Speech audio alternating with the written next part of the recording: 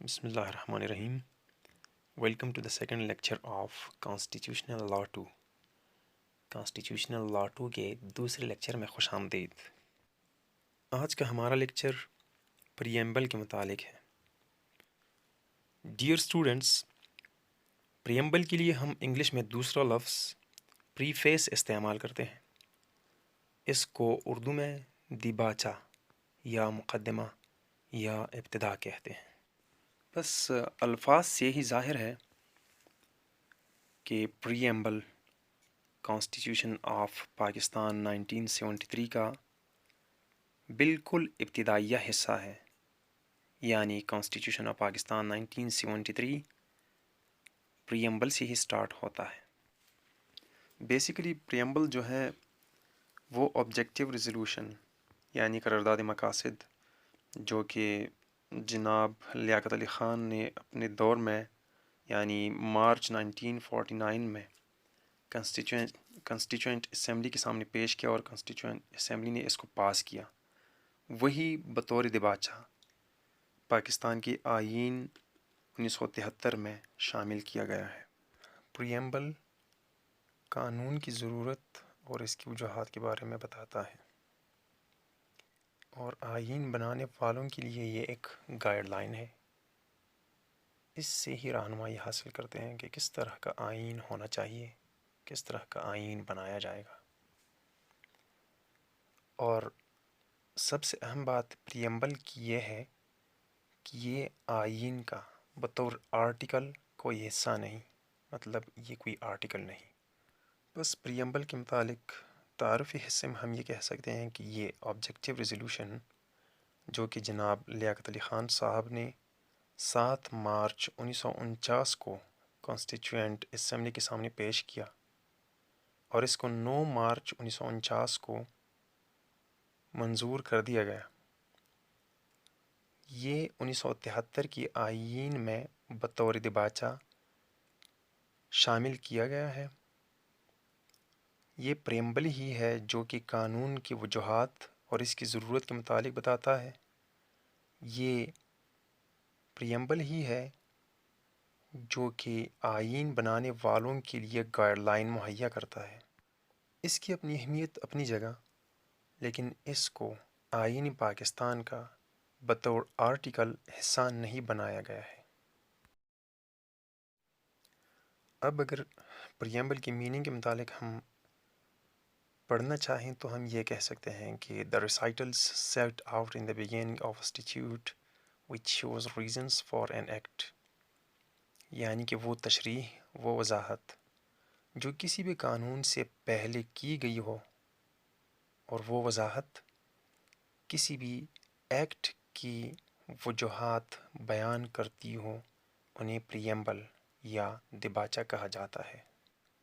اب اگر پریمبل کے نیچر کے بارے میں بات کی جائے تو ہم 2 ہی پوائنٹس کہیں تو شاید پریمبل کی نیچر کی وضاحت ہو سکے. نمبر 1 یہ کہ پریمبل از ناٹ لیگلی انفورسیبل، یعنی پریمبل جو ہے وہ قانونی طور پر انفورسیبل نہیں. اور دوسری یہ کہ it's just guideline about constitution, یعنی کہ پریمبل جو ہے وہ بذات خود کوئی آئین نہیں، کوئی قانون نہیں، بلکہ یہ قانون اور آئین کے متعلق گائیڈ لائن ہے، ہدایت نامہ ہے. اور اگر اس کی اہمیت کے بارے میں ہم کہیں تو ہم کہہ سکتے ہیں کہ it helps to understand if some articles are ambiguous. اگر آئین کے اندر، قانون کے اندر کوئی آرٹیکل ایمبیگیس ہے، مطلب کوئی آرٹیکل اگر واضح نہیں، تو اس کی وضاحت کے لیے، کسی بھی آرٹیکل کی وضاحت کے لیے، اس کو سمجھنے کے قابل بنانے کے لیے یہ مدد دیتا ہے. اب آتے ہیں ان قوانین کی طرف جن قوانین پر پریمبل کی بنیاد رکھی گئی ہے. سب سے پہلے ہم کہتے ہیں کہ کوئی بھی حکومت ہو اس میں ایک سوورین پاور ہونی چاہیے، مطلب سوورینٹی بحیثیت مسلمان ملک. ہم جانتے ہیں کہ پاکستان کی بنیاد لا الہ الا اللہ پر رکھی گئی ہے، تو بحیثیت مسلمان ہمارا یہ عقیدہ ہے کہ اللہ کریٹڈ یونیورس، یعنی یہ ساری کائنات اللہ نے بنائی ہے. تو جو خالق ہے، جو مالک ہے، وہ سب سے زیادہ طاقتور ہے۔ بلکہ اگر ہم اس طرح کہیں کہ ساری طاقتوں کا سرچشمہ، ساری طاقتوں کا خالق و مالک وہی اللہ ہے، سو پاکستان قرارداد مقاصد میں بھی یا پریمبل میں بھی یہی بات سب سے پہلی کہی گئی ہے کہ سوورینٹی صرف اور صرف اللہ تعالیٰ کے پاس ہے، اور پاکستان میں جو بھی حاکم بنے گا وہ بحیثیت نمائندہ اپنی اتھارٹی کو ایکسرسائز کرے گا۔ دوسرا پرنسپل یہ ہے کہ پاکستان ایک ڈیموکریٹک سٹیٹ ہوگا۔ اس کا مطلب یہ ہے کہ پاکستان میں آمریت نہیں ہوگی، شاہنشاہیت بھی نہیں ہوگی، بلکہ لوگ اپنے اپنے علاقے سے اپنی مرضی کے نمائندے چنیں گے۔ انگلش میں ہم کہہ سکتے ہیں کہ the people shall exercise all powers through elected representatives، یعنی لوگ جو ہیں وہ اپنی پاور، اپنی طاقت اپنے منتخب کردہ نمائندوں کے ذریعے ایکسرسائز کریں گے۔ نیکسٹ پرنسپل فیڈریشن کے بارے میں ہے، یعنی کہ پاکستان میں وفاقی طرز حکومت ہوگی۔ نیکسٹ پرنسپل اسلامک انجنکشنز کے متعلق ہے، یعنی کہ پاکستان میں جو بھی قانون بنایا جائے گا وہ قرآن اور سنت کے مطابق بنایا جائے گا۔ قرآن اور سنت جو ہیں وہ پاکستانی قوانین میں بنیادی سورسز ہیں، اور مسلمانوں کو اسلامک طرز زندگی اپنانے کے لیے آزادی ہوگی۔ اس کے بعد کی پرنسپل میں بات کی گئی ہے فنڈامنٹل رائٹس۔ فنڈامنٹل رائٹس کا مطلب ہے کہ پاکستان کے تمام سٹیزنز کو، تمام رہنے والوں کو بنیادی حقوق حاصل ہوں گے۔ Next principle international peace and prosperity کے متعلق ہے۔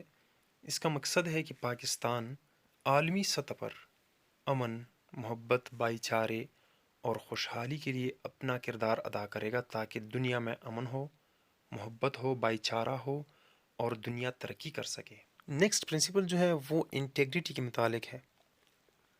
اگر کوئی مملکت خود محفوظ ہو، اس کے حدود محفوظ ہوں، تو وہ نہ صرف اپنے اندر اپنے عوام کے لیے بلکہ ساتھ ساتھ ساری دنیا کے لیے یا اپنے ہمسائی ممالک کے لیے ایک محافظ بن سکتی ہے۔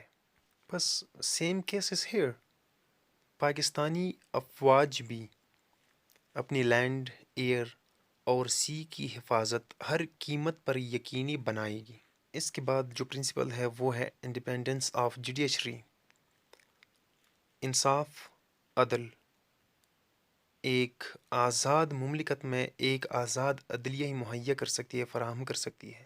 بس اس پرنسپل کے تحت عدلیہ کو، ججز کو ہر قسم کے پریشر سے، ہر قسم کے دباؤ سے آزاد بنانے کی کوشش کی جائے گی، تاکہ وہ اپنے علم کے مطابق قرآن اور سنت اور پاکستان کے آئین کے مطابق بہترین سے بہترین فیصلہ کر سکیں۔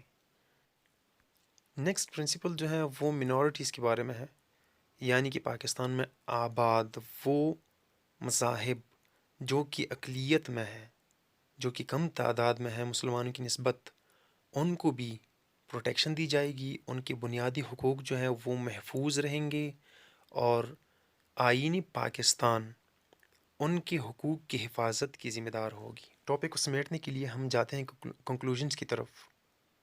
ہم کہہ سکتے ہیں کہ preamble is not a part of constitution as an article. Preamble جو ہے وہ کانسٹیٹیوشن کا، وہ آئینی پاکستان کا بطور آرٹیکل کوئی حصہ نہیں۔